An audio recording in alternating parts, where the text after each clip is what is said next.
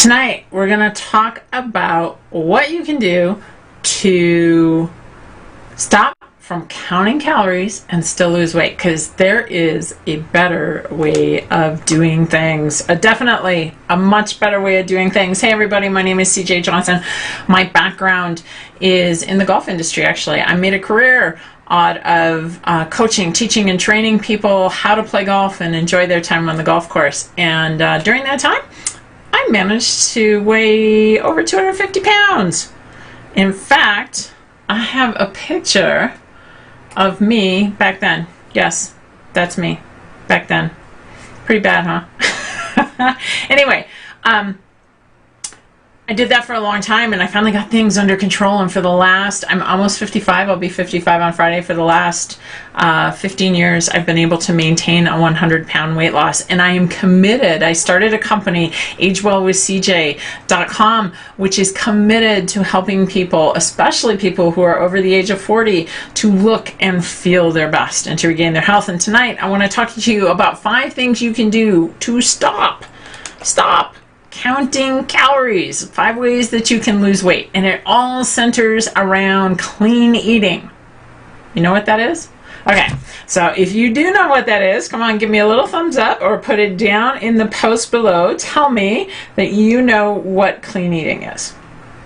I'm checking my tech, and oops, sorry, you know, sometimes my tech, I just kind of suck at tech sometimes, but give me a little thumbs up if you know what clean eating is, or put a little question mark in if you're not sure what clean eating is, because I think a lot of people don't exactly know what it is or think it's a lot more complicated. And I'm just going to give you 5 really simple things in the next about 10 minutes to get you started not counting calories and still losing weight. So first we got to look at what's the definition of clean eating. So essentially clean eating is selecting whole foods over processed foods. So think apples, not applesauce. Think about cucumbers, not pickles. Anytime we process food, we change the food and potentially change the nutritional value of the food. Many times, because of how we are in society, we're looking for these quick options, and we process food. We add fat, we add calories, we add lots of nasty stuff, nasty additives into it, and those are all things that can keep us from achieving our true health and fitness goals. So clean eating and these steps in clean eating can help you to stop counting calories and to really start with a lifestyle plan. If you've ever, you know, dieting for most people just doesn't work. We need to make a change in lifestyle, and clean eating is the lifestyle change that you can make. So the very first one is whole foods. Grab for the whole food variety. When can you do that? And that's essentially saying when you're cooking or when you're making a meal or when you're eating out, can you avoid the package, the box, whatever, the pre-packaging? That's the stuff that we really want to stay away from.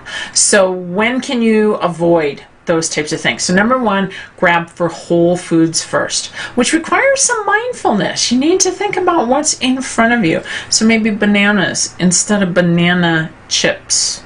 Okay, those types of things. So whole foods first. Then the second thing is, you know, the good, the bad, the ugly of eating is sometimes we get so caught up in calories that we forget to really look at our portion size. So a great way, and one of the things that has helped me, is journaling. It's just putting it in a journal, not necessarily counting the calories, but just writing down what am I eating and what portion size am I eating. When I first started my weight loss journey, I had no idea what a quarter cup was compared to a half a cup or those types of things. Unfortunately, the only way I had to do it was to measure it out. Now, if you measure it out just a little bit, what you're going to find is that over a period of time, you're going to learn how to eyeball it. So journal it. You can even use your phone to do some journaling. You can use one of the apps. MyFitnessPal is still one of my favorites.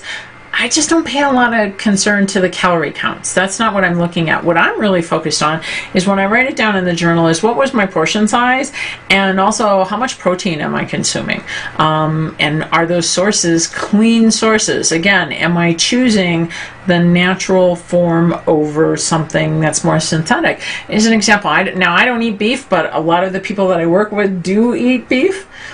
Are you doing a grass-fed variety, or are you just picking up whatever is available to you at the local market? Grass-fed varieties tend to have less hormones, antibiotics, all the nasty things that the animal eats eventually get into your system. So write it down. Looking at portion size and controlling portion size. Another one is, how do you look at food? When you put gas in your car, you're fueling your car.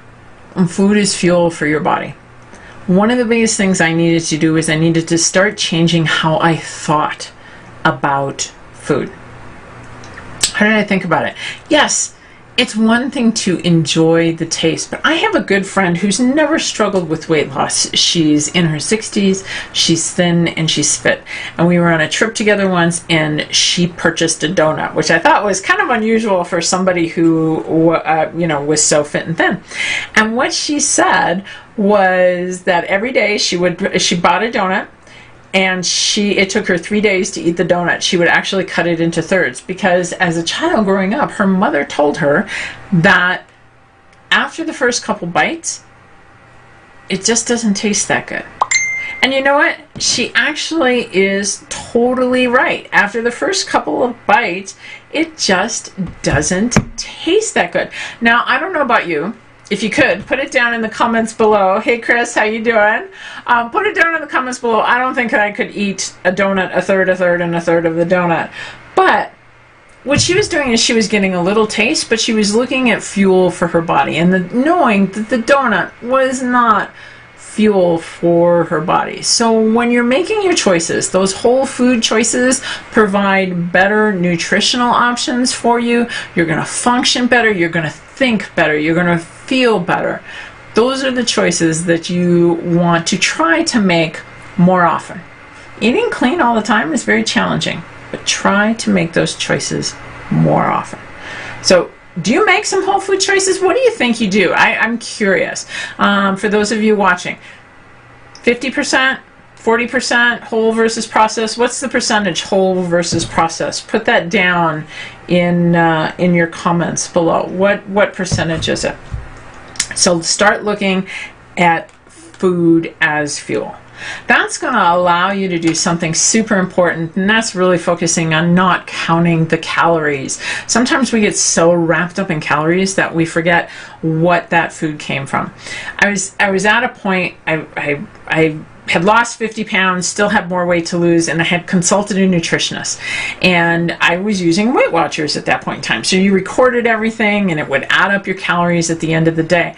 When the nutritionist took a look at what I was eating, what she found out is I was so focused on the calories that I wasn't eating nutritional food. I was eating a lot of processed food. I was eating a lot of carbohydrates. I was eating a lot of refined sugars. I was eating all those types of junk foods because I was so focused on the calories.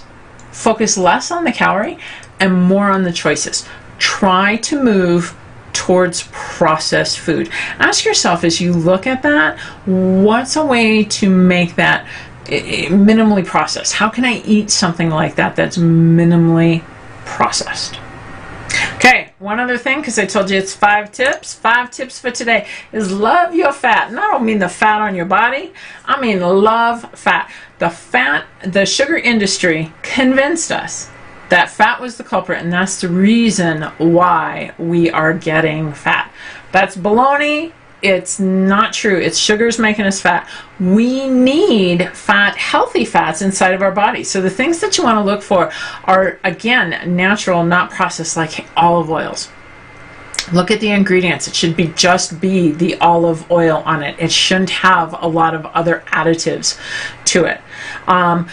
Another healthy fat would be, again, organic butters. Those are healthy fats for you, and we need those. Our system needs those because it helps us to, again, metabolize the food that we're eating, and it helps to turn that into energy, and it gives us all around a great healthy diet. So don't be afraid of fat, as long as you follow rule number 2, which was journal it, write it down. Use things in moderation. So essentially tonight is look and try and make some whole food choices. Use things in moderation, and you can stop counting calories because you won't focus on those calories. You're going to focus on eating less processed food. Does that make sense? Okay. Give me a little thumbs up if that makes sense.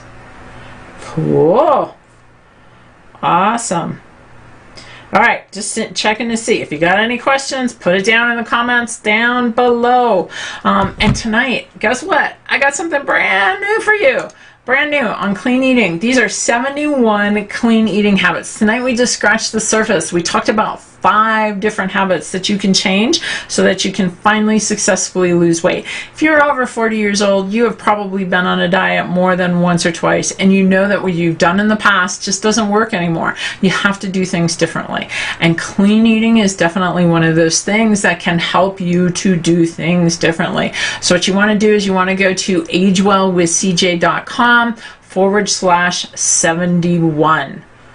And you get this great freebie with 71 ideas to help you to eat more whole foods and less processed food. I'm going to be back here next week. I have 5, maybe 6 more thoughts on what are the things that you can do to stop counting calories and to actually make your weight management work for you.